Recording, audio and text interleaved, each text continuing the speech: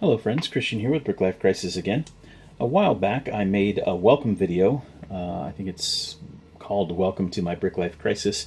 And in that video I talk about my Lego journey from being a kid in the late 70s and early 80s and being into the town and space sets from back in that time.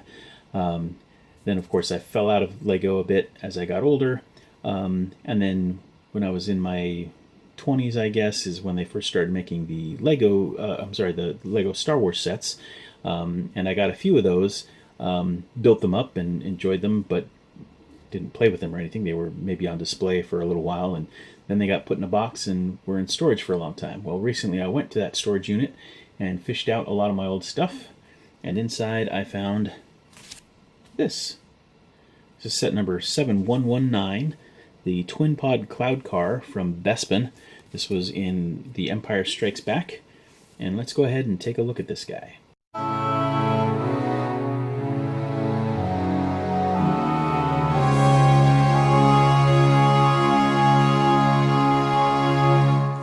So because this is an older set, I want to go ahead and take a look at the instructions here. They are very similar to current instructions, although back in the early 2000s they did not indicate which pieces were needed for each step. You were expected to look at the directions and see what was needed, unless there was a sub-assembly like this, in which case they would show you the pieces that had to be assembled before they were attached to the rest of the model. Towards the back of this guy we have some cross-sell with some other sets. So there's the Ewok attack that includes that glider and the catapult, a couple of Ewoks and stormtroopers. There's the AT-ST, set number 7127, and the Imperial Shuttle, which is a fantastic set.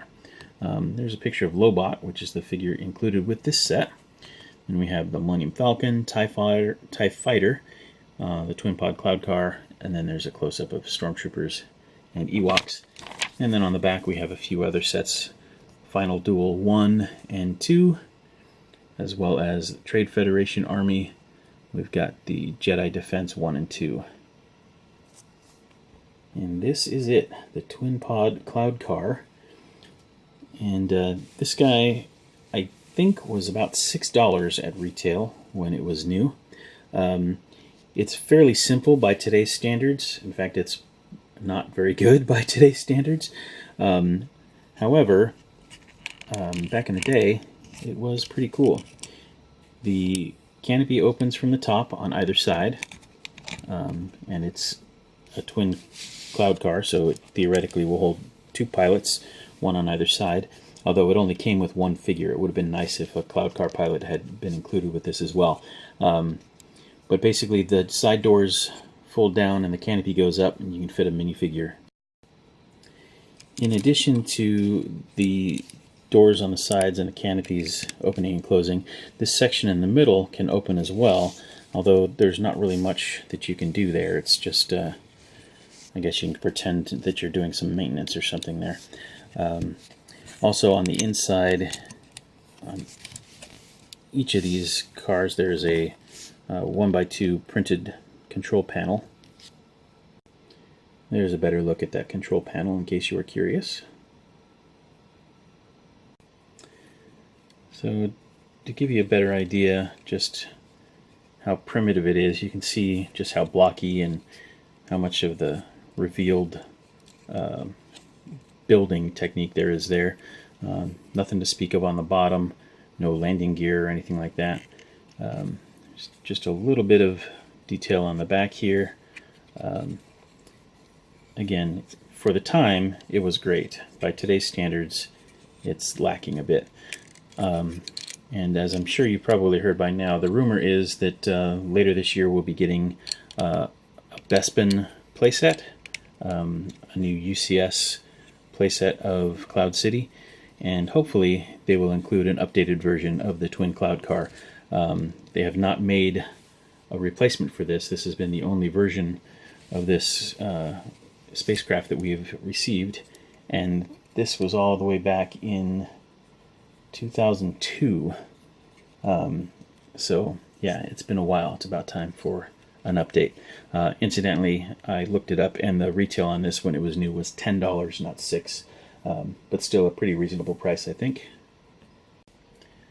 And here we have Lobot. This is Lando Calrissian's right-hand man. As you can see, back in 2002 when this set came out, they used the yellow for the flesh tone rather than the more realistic flesh tones that they're using for the licensed themes today. It's a good basic torso print and just a basic face. However, as you turn the figure around, you'll notice that he has his computerized headset that is printed on the back of the head. This figure was only available with this set. However, there was an updated Lobot that was available in the Twin Pod Cloud and Bespin, the micro build, the Planet set, and that figure included a weapon rather than a walkie-talkie, and he had the more realistic flesh tone and updated torso print. And here we have it, the Twin Pod Cloud Car, set number 7119. This has been Christian with Brick Life Crisis. We hope you enjoyed the video. If you did, please leave us a like. If you have any questions or comments, we'd love it if you'd leave those below.